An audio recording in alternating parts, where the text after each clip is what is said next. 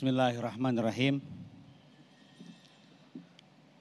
Bapak Ibu sekalian yang Allah muliakan, saya hadir berdiri di sini mewakili Ketua Majelis Syuro Partai Keadilan Sejahtera yang pada kesempatan saat ini tidak bisa hadir bersama-sama kita. Assalamualaikum warahmatullahi wabarakatuh. Selamat pagi dan salam sejahtera untuk kita semua. Tentu kita paham bersama bahwa kita meskipun ada di Bekasi, tapi ini sebetulnya masih di Jawa Barat. Sampurasun.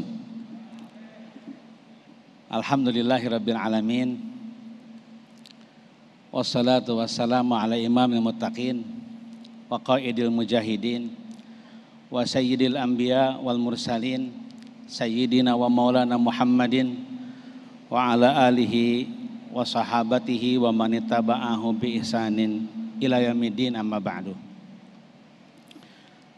Bapak Ibu yang Allah muliakan, secara khusus tentu yang kita hormati, kita cintai, yang terhormat Ketua Majelis Syuro Al-Habib Dr. Salim Segaf Al-Jufri, MA. Juga yang saya hormati para wakil ketua Majelis Syuro yang hadir secara virtual, ada Bapak Dr. Andes Suharna Surapranata atau Kang Harna yang hadir secara virtual, yang hadir secara fisik maksud saya, dan yang hadir secara virtual adalah Bapak Dr. Haji Muhammad Hidayatul Wahid, MA, juga Bapak Muhammad Sohibul Iman, PhD. Yang saya hormati Presiden PKS, Bapak Ahmad Syaihu, yang baru saja menyampaikan pidato politik dan kebangsaannya. Juga yang saya hormati Sekretaris Jenderal PKS, Bapak Haji Al-Habib Abu Bakar Al-Habsyi, yang ternyata meskipun usianya sudah seusia dengan saya, kepala 5, tapi luar biasa, dia masih cerdik, masih tangkas, masih inovatif luar biasa. Jadi ini tentu menjadi inspirasi bagi kader-kader PKS harus menampilkan semangat sehebat semangat Sekjen PKS. Allahu Akbar. Juga yang saya hormati Bendahara Umum PKS, Bapak Mahmud Abdurrahman. Yang saya hormati Ketua Majelis Pertimbangan Pusat, Bapak Dr. Susono beserta seluruh jajaran. Ketua Dewan Syariah Pusat, Bapak Dr. Surahman Hidayat, MA beserta seluruh jajaran. Juga Ketua Fraksi PKS DPR RI, Pak Dr. Jazuli Juwaini. Kemudian Ketua Fraksi PKS MPR RI, Ustadz Insinyur Tifatul Sembiring. Juga tentu para ketua-ketua bidang, ketua BPW se-Indonesia, juga para pimpinan DPTW se-Indonesia, pimpinan DPTD se-Indonesia, tentu saja hadir ketua DPJ se-Indonesia, ketua DPRA se-Indonesia, bahkan para ketua UPA se-Indonesia. Juga tentu yang kita banggakan para bupati, para gubernur, para bupati, para wali kota, para wakil gubernur, wakil bupati, wakil wali kota, dukungan dan usungan PKS. Juga para anggota DPRD, kabupaten, kota, dan provinsi. Serta tentu saja kita tadi di awal menikmati sajian seni budaya yang menggambarkan kebinekaan yang luar biasa.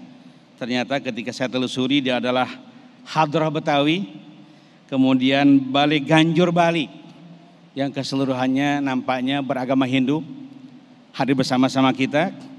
Juga ada musik silat yang agak asing di telinga saya, ternyata bukan silat Sunda tapi silat Minang, luar biasa. Dan ada Mbak Meli Guslau, penyanyi dan pengarang lagu kebanggaan kita. Dan seluruh hadirin sekalian, Bapak, Ibu yang hadir baik secara offline maupun secara virtual. Alhamdulillah kita bersyukur kehadirat Allah Subhanahu wa taala. Kita bisa hadir bersama-sama dalam acara puncak ulang tahun PKS yang ke-19 sekaligus dirangkaikan dengan acara Halal Bihalal Nasional.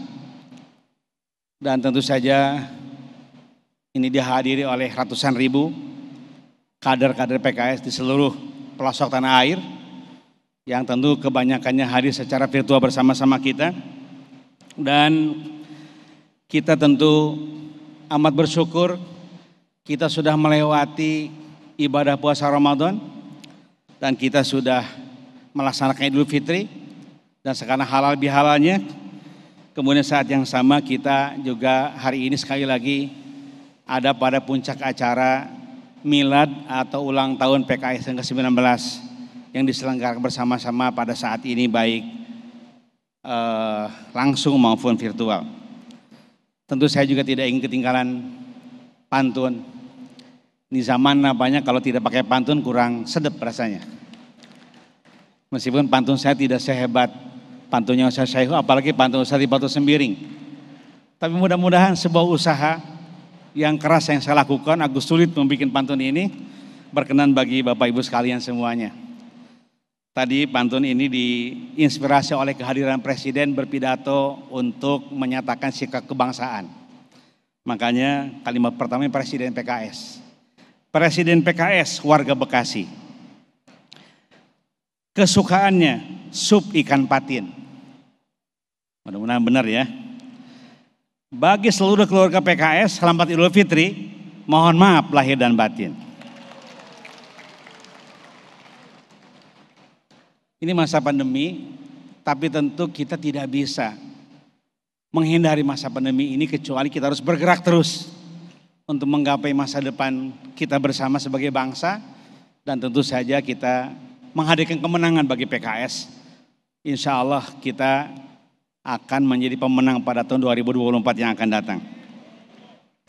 Masa pandemi jangan lupa jaga prokes agar kita terhindar dari mara bahaya.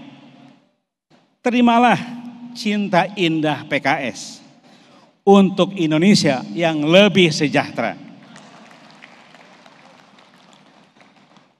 Hadirin sekalian Allah muliakan, tadi saya katakan kita sudah sampai menyelesaikan masa Ramadan kita. Tentu mudah-mudahan Ramadan kita diterima Allah Subhanahu wa taala. Teriring doa terkait dengan Idul Fitri dan Ramadan. Taqabbalallahu minna wa minkum. Taqabbal ya karim mina aidin wa faizin. Kullu amin wa antum bi khairin. Semoga Allah menerima amal ibadah puasa kita dan seluruh ibadah-ibadah yang menyertai dan menyempurnakan ibadah puasa kita. Dan semoga kita masuk yang aidin kembali kepada kesucian. Semoga kita termasuk wal faizin mendapatkan anugerah kebahagiaan dunia akhirat. Dan kemudian semoga kita semuanya, antum dan kita semuanya selalu ada pada kebaikan sepanjang tahun hingga insya Allah biidznillah kita bertemu dengan Ramadan yang akan datang. Hadirin sekalian, Ramadan hadir sebagai madrasah. Dan madrasah ini untuk menghadirkan tadrib atau pelatihan kepada kita sebagai seorang mukmin. Tadrib ini tentu secara umum menghadirkan tujuan yang Allah inginkan, la'alakum tattaqun. Tapi tentu dalam kategori kader kita ingin takwa yang kita inginkan adalah takwa hadirnya stabilitas bagi kader-kader kita, bagi kita semuanya, istiqrar. Karena saum ini kan menghentikan, menahan sesuatu yang bukan hanya sesuatu yang terlarang, tapi sesuatu yang halal pun ditinggalkan selama Ramadan ini. Itulah tadrib. Yang tadrib ini akan menghadirkan ketakwaan berupa al-istiqrar, berupa stabilitas. Sementara stabilitas itu sangat penting. Rumit rasanya kita bergerak tanpa stabilitas. Maka ada beragam stabilitas yang kita inginkan sebagai pengajawahan tahan real dari ketakwaan yang kita dambakan bersama-sama. Yang pertama adalah al-istiqrar al-jasadi. Stabilitas jasad kita. Jasad kita harus sehat. Sehat dengan cara apa? Dengan cara mengonsumsi makanan bergizi dan olahraga secara teratur. Karena ternyata kita sepakat semuanya bahwa kesehatan badan hanya akan terjadi manakala kita berolahraga secara teratur dan kemudian mengonsumsi makanan-makanan yang bergizi tinggi untuk pertumbuhan dan untuk kesehatan kita semuanya. Yang kedua adalah al-istiqrar an-nafsi. Stabilitas jiwa. Ini sangat penting tentu. Kita tidak boleh emosional. Kita harus hadir dengan penuh kesabaran. Sebab kesabaranlah kunci kemenangan. Rabbana afriq alaina sabra. Ya Allah, tumpahkanlah kepada kami kesabaran. Iyyakum minkum ishruna sabirun yaglibu mi'atain. 10 yang sabar bisa menguasai 200 orang lain. Itulah kesabaran. Dan sabar adalah sebuah tanda dari stabilitas kejiwaan seorang muslim.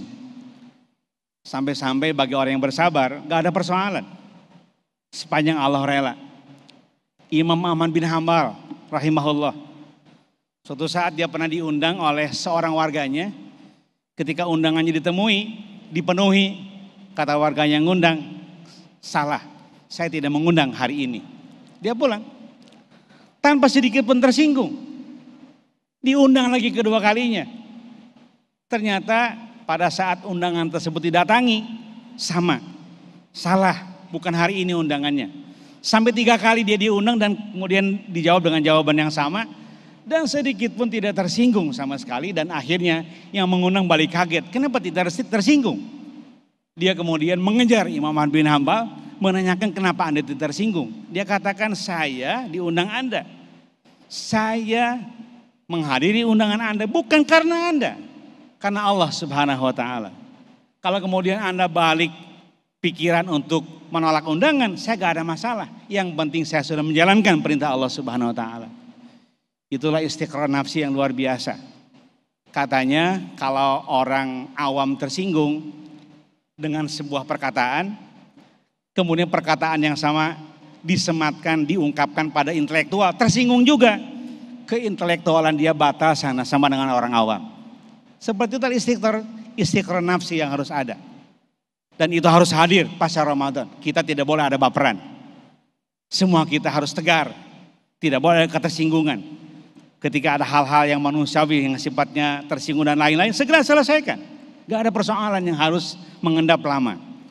Dan semakin selesai dipercepat semakin baik bagi masa depan kita semuanya. Yang berikut adalah al-istiqlal al-fikri. Stabilitas pikiran. Pikiran kita semakin hari semakin kokoh, semakin besar. Visi kita semakin kuat. Visi kita adalah visi kehidupan. Dalam konteks kebangsaan adalah visi kehidupan berbangsa bertanah air. Kita ingin dengan pikiran besar kita ini menjadi pelopor hadirnya Indonesia kita cita-citakan bersama-sama. Itulah istiqrar fikri, stabilitas pikiran kita. Tentu saja pada saat yang sama juga ada istiqrar yang lain, aili.